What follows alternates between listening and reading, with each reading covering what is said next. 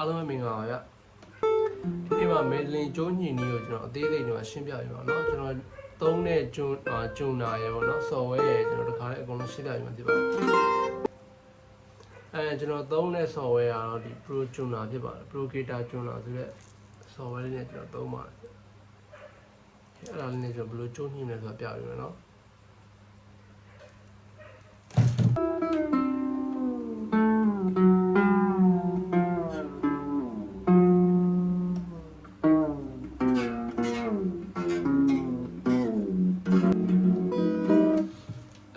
အရင်ဦးဆုံးကျွန်တော်တစ်ကျိုးကနေစပြီးတော့အရင်ကျိုးညှိမယ်เนาะ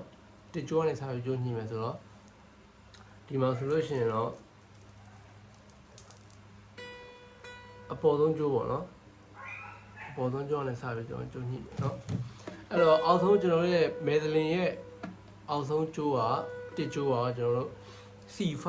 အဲ့တော့ကျွန်တော်ဒီကနေပြီးတော့ C5 ကိုကျွန်တော်ကျိုးညှိမှာဖြစ်တယ်เนาะအဲ့တော့အရင်ဆုံးကျွန်တော်ကျိုးလှည့်ပါအောင်เนาะကျွန်တော်ကျိုးရရော့တယ်C5 ကိုကျွန်တော်လှည့်မယ်နော်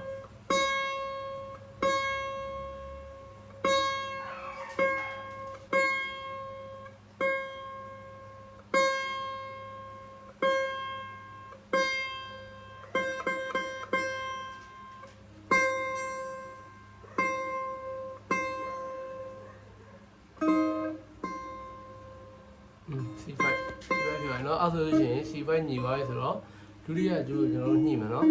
ဒုတိယကျိုးက G ပေါ့ G4 တွေကိုကျွန်တော်ဒီကျုံသားကနေညှိပြီးတော့တဖြည်းဖြည်းချင်းတက်သွားတော့ကြည့်မယ်နော် G F sharp ခုလိုနော် G4 ခုလိုကိုက်သွားပြီနော်ပြီးပထမ C5 လေးကိုက်သွားပြီနော်အစိမ်းလေးညီသွားပြီဆိုလို့ရှိရင်ကျွန်တော်တို့အဲ့ဒါကျိုးညီသွားပြီလို့သတ်မှတ်လို့ရတယ်နော်ပြီးလို့ရှိရင်ဒီမှာဒုတိယကျိုးပြန်တီးကြည့်မယ် G5 နော်ဟို G4 ပြောတာ sorry အဲ့ညီသွားပြီဆိုတော့တတိယကျိုးကကျွန်တော် C ပြန်လာတယ်နော်ပထမကကျတော့ C5 ပြီးတော့ကျွန်တော်တစ်ဆင့်နှိပ်လိုက်တယ်တစ်ဆင့်နှိပ်တော့ C4 ပြောအောင်နော်အဲ့တော့ကျွန်တော်ဒီမှာ C4 နဲ့ညီအောင်ဆိုဒီမှာဆွဲညှိအောင်နော်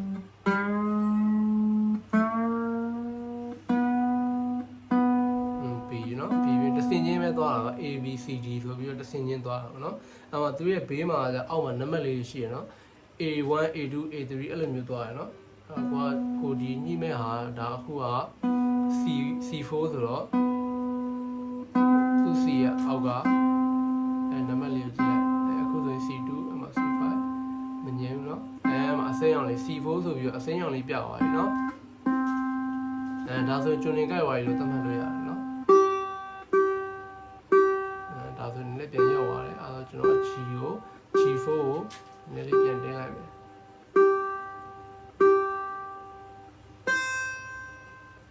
ပြန် C5 ပြန်တာ C4 G4 C5 တော့အဲဆို3ကျိုးညီပါပြီ3ကျိုးညီပါကျွန်တော်နံပါတ်4ကျိုးကိုညှိမယ်နော်ဒီနေ့တိုင်းညှိလို့လေးပဲအဓိကကိုကကျိုးကဘယ်လောက်နှိမ့်နေပါလဲကိုညှိလိုက်ရင်ကိုကအတန်ထွက်လာတဲ့ဒီ application ထဲမှာကျွန်တော်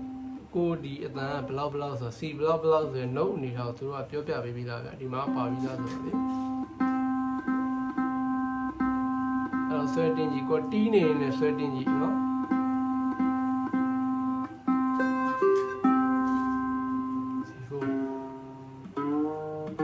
ဒါကြတော့ကျွန်တော် G ပြန်လာမယ် G ကြတော့ပထမ G4 ပြီးတော့ D4 ရဲ့တစ်ဆင့်နဲ့တော့ G3 ဖြစ်အောင်နော် G4 G3 ပြန်လာမယ်နံပါတ်နဲ့4ကျိုးကG3 ပြန်လာမယ်နော် F sharp ပြီးတစ်ဆင့်ထပ်မြင်G3 နော်G3 ဆိုကြိုက်ပါရင်နော်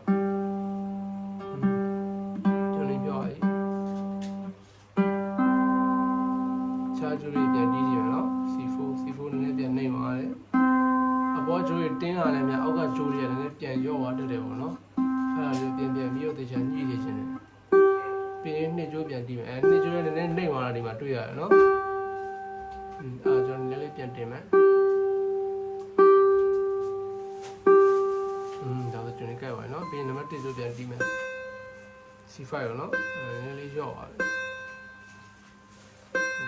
ပြန်တင်လိုက်တော့ C5 ကိုကြိုက်ပါနော်အဲဆိုနံပါတ်5ကျိုးမှာကျွန်တော်တချို့ရဲ့ F သူကတခြားကျိုးတွေလို့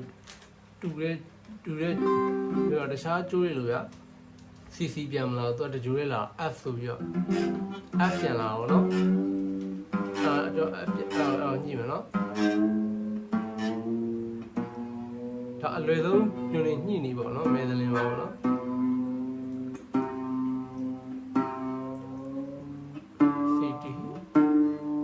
တင်ရမယ်နည်းနည်းတော်တော်လေးတင်ရ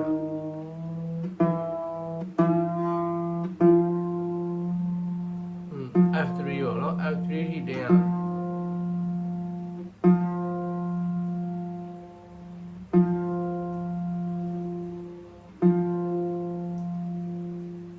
ါဆို F3 နော်ဒါဆိုအောက်ကလေး5ကျိုးလုံးကကိုက်သွားပြီပေါ့နော်ကျုံနေကိုက်သွားပြီ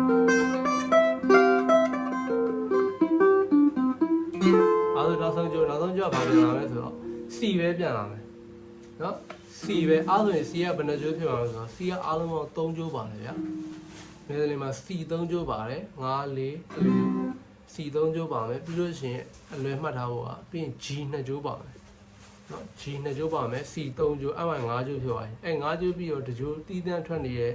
ကျိုးတကျိုးကနံပါတ်5ကျိုးကဘာဖြစ်လဲဆို F ဖြစ်သွားမယ်အဲ့တော့ C ပဲ3ကျိုးပါတယ်ပြီးလို့ရှိရင် G 2ကျိုးနောက်ဆုံးတကျိုးကကြတော့ F ဖြစ်မယ်เนาะအဲ့အလွယ်မှတ်ထားလိုက်ပေါ့F ဘလောက်တွေကကြာကျွန်တော်ဗီဒီယိုမှာကြည့်ရလေရနော်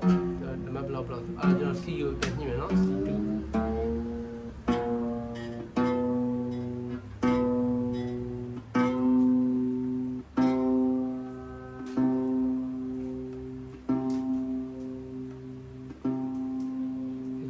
2ပြလိုက်3ပြလိုက်ဖြစ်နော်အဓိကကျွန်တော် base ကျိုးတန်ရလဲကွာအတန်ပိုင်းအိုးတန်ရလဲကွာဒီလားဒီမှာ C2 ပြလိုက်3ပြလိုက်ဖြစ်နေတာပေါ့နော်အဓိက C3 ပေါ့နော်C3 မှာညင်းရမှာနော်543ပေါ့အစင်းလိုက်ပဲအောက်ဆုံးကျိုးက5တကြိုးကျော်3ကျိုးက4ပြီးလို့ရှိရင်ဒီအောင်3ပေါ့နော်အဲ့လိုပဲအလွယ်မှလည်း4တွေပါပြတယ်ပေါ့နော်ဒီကအိုးနဲ့ဆိုင်ကျိုးနဲ့လည်းဆိုင်အဲ့တော့တစ်ကျိုးက C5 နဲ့ဂျွန်နေညှိပါပြီးရင်ဒုတိယကျိုးက G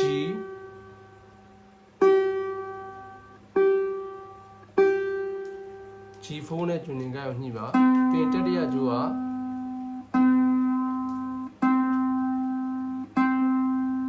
C4 နဲ့ဂျွန်နေကိုညှိမယ်နော်ပြီးရင်စရုပ်ကဂျိုး၄ကျိုးမြောက်က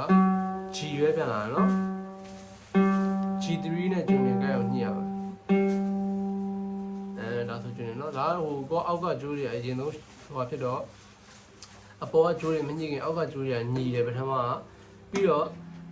နောက်ဆုံးဂျိုးတွေကိုတော့ပြန်ညှိလိုက်တော့ဒီဂျိုးတွေတင်းအားကြောင့်ဂျိုးကနည်းနည်းဟသွားရှိတော့ဂျိုးတွေပြန်ကျော့လာရပါရှိတယ်ဗျအဲ့လိုမျိုးဖြစ်တတ်တယ်အဲကြောင့်အကုန်လုံးကျွန်တော်ပြန်ညှိရတာနှစ်ခေါက်သုံးခေါက်လောက်ပြန်ညှိပေးရတယ်အဲကြောင့်နံပါတ်5ဂျိုးညှိမယ်နော် F ပြန်လာနော်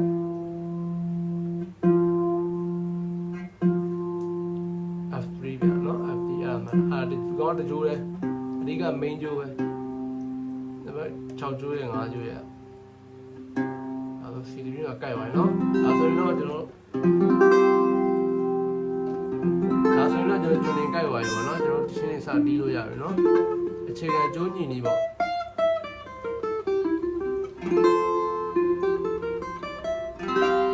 ါဆိုအဆင်ပြေပါပြီပေါ့နော်အဲ့တော့ကျိုးညီနီးကိုကျွန်တော်ဒီနေ့ပြပြပေးတာဖြစ်တယ်ပေါ့နော်နောက်ကျွန်တော်သချင်းတွေပါတီးချင်လို့ရှိရင်သချင်းနာမည်တွေပါကျွန်တော်မှန်းငယ်ပေါ့နော်ကျွန်တော်တီးတော့လေးကျွန်တော်ပြန်မျှဝေပေးပါမယ်နော်ဒီကတော့ဂီတာမှာကျွန်တော်တို့ဂီတာမှာရောကျွန်တော်မဲသင်းလို့ဘယ်လိုညှိရမလဲတွေပါပေါ့နော်မဲသင်းရောဂီတာလို့ဂီတာမှာမဲသင်းလို့ညှိကျင်တယ်ဆိုလို့ရှိရင်ကျွန်တော်မှန်းနေပေါ့နော်ကျွန်တော်တက်လိုက်တော့ပြန်မျှဝေပေးပါမယ်ဒီစကိုင်းတင်ပါလေဗျဆင်ပြေပါလေ